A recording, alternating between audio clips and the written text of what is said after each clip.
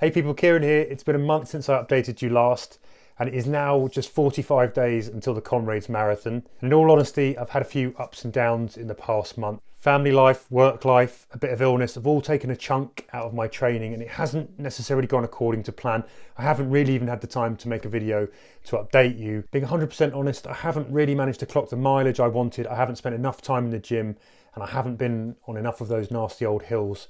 And this is the kind of thing, it's starting to keep me awake a little bit at night as it closes in, those race dates close in. Why is it that you always sort of, when you book these things in, you think, it's months and months away, and then all of a sudden you've got 6 weeks, you're like, oh my God, have I done enough? The dangerous thing now would be to go crazy and try and overdo it. I have to roll with the punches, have to kind of suck it up that it hasn't gone necessarily according to plan, but it'll be good. It's not all doom and gloom. I have done some training, which I'm going to update you about now. But before I get into that, I'm running the Comrades Marathon with Marathon Tours and Travel. They have got a range of races, loads and loads of bucket list races that you can sign up for on their website. And if this race has long been on your bucket list, I'm going to drop a link in the caption below so you can go over and check out the great packages that they have offer that take a lot of the nasty logistics and pain away from running what is quite a potentially sort of complicated race to organise over in South Africa at the Comrades. So go and check that out, but also check out a lot of their other races. They do some brilliant events. Some of those that I really want to run myself. Anyway, without further ado, let's have a little quick training update on what I've been up to, or what I haven't been up to over the last month or so.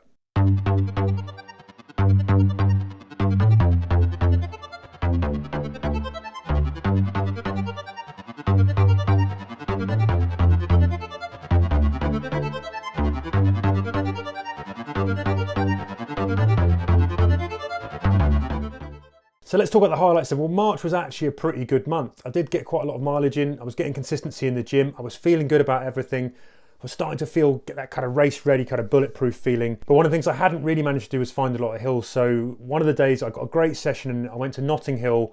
I found a half-mile loop course. Some of you may well know this. You've got a hill that goes up and down, and then got a little kind of stretches in between. Two quite short roads, but it's a half-mile loop. And I managed to get 15 miles in running around this loop like a crazy.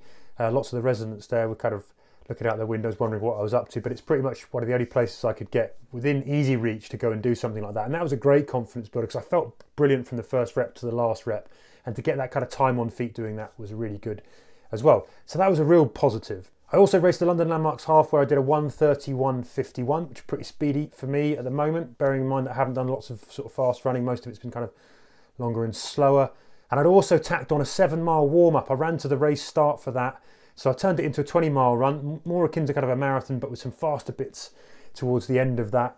And that was great. So good mileage, good time on feet, also some time at kind of close to top pace. So that was kind of a really happy thing as well, positive as well. Then schools broke up.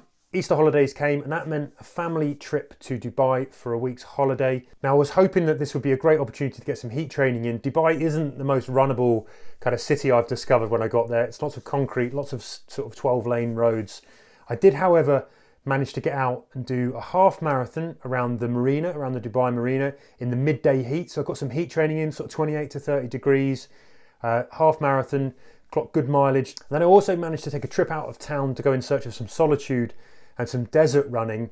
I went to a place called the Al Qudra bike track, which is a massive kind of 90-kilometre purpose-built bike track in the middle of nowhere, outside of Dubai, about kind of half an hour travel.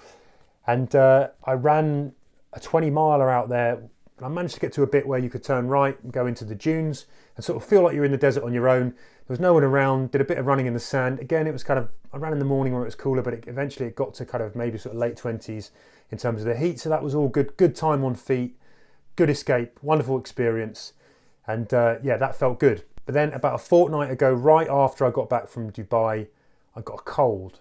I don't know whether it was the travel, I don't know what, immune system low, whatever. But I've had been fighting a 10-day cold ever since, and it's taken a big chunk out of my training. I've not really been able to run too much. Definitely haven't been able to go into the gym. Just not really been feeling myself. So I've lost a bit. Just when I was kind of building that consistency and I was feeling like I was moving towards the right goal, I've lost a chunk of time. It happens. This is what happens in training, right? Nothing ever goes perfect. So you just have to work with it and work with what you got. So while in March I was kind of averaging 45 miles a week and I was building up slowly, starting to find the hills, starting to get in the gym. I was in the gym 2 or 3 times a week. April has been much lower. It's been like 20 to 25 miles a week. Some of it I've had a week where I've had to have a week completely off. I've not been in the gym under the weights, so not doing that all important leg strength, and I haven't had hills. So I've got some work still to do, but here is why I'm not too worried. So first up, I know I've got the endurance to complete this race. I'm not too worried about the overall distance. I'm not worried about running for 12 hours. I know that my body can cope with that. Physically, I think, from a sort of going slow and just plodding it out and getting to the finish line, I'm fairly confident, hopefully not naively so, that is doable in 12 hours. All I think I have to do is kind of recalibrate what my race goals were. I was going to go for a 9 hour. I don't know if that's going to be possible. We will see. But one of the things I will almost certainly do now, and I think this is the perfect situation for it, when you've been training for something and your training hasn't gone perfectly, this is when I tend to sort of fall back on this idea of you're running on feel. So I will just run entirely on feel. I won't worry about pace. I won't worry about the watch. I'll move as my body allows me on the day. And this means I will get, I believe anyway, I will get the race time that my fitness and my training deserves, not the one that I'd hoped for. So I'm not going to go out and risk too high a pace and blow up. I might be nicely surprised, but I'll eventually come out hopefully with the result that the training that I've put in allows.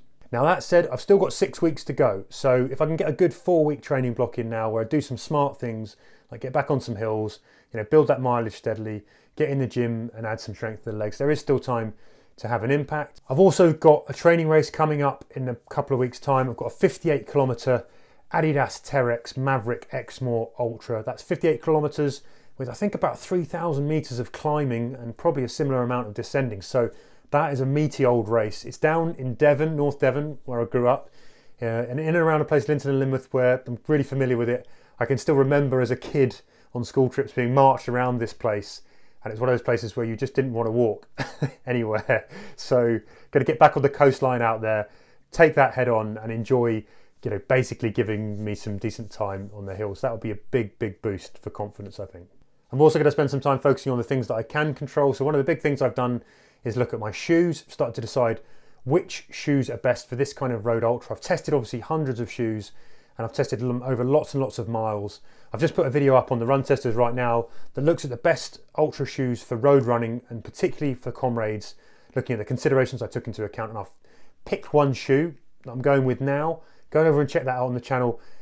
I reserve the right to change that shoe. I'll do a video on this channel too as well, explaining the shoe that I've chosen and why, but head over there and have a look and see if you want to watch that. For now, my next challenge as well is to start to think about fueling. I've got a pretty good idea of how I will tackle this race in terms of what I need to eat and how I need to hydrate, but I will start to dial in that kind of plan of what I need to carry, how much, how I'm going to store it, and I'll also start to look at the kit that I'm going to run in. Again, I will probably rock back to things that I've got good experience of, so some old favourite kind of familiars that have helped me along the way, along the Danube. And again, those two things I'm not so worried about. My experience and how I approached in the past should help. Again, I will do some videos on those two things so that anybody who's running this or doing an event that's similar can maybe hopefully learn a bit from what I'm going to use. But there you have it. That has been my quick update on my training or lack of it for the Comrades Marathon. While I've got you, I wanted to flag up one thing. On the 4th of June, I'll be hosting something called the Big Summer Run. It's a social run around London. We go for about 13 miles, though we do a 10k pickup at Battersea Power Station. It's free to run. You can turn up and run. Everyone is welcome. We've done it the first year last year. It's an extension of the Big End of Year run, a run that we do at the end of the year on New Year's Eve in London every single year, which has sometimes had kind of up to 300 runners. It's a wonderful, wonderful event. Meet lots of really good, like-minded runners, lovely people.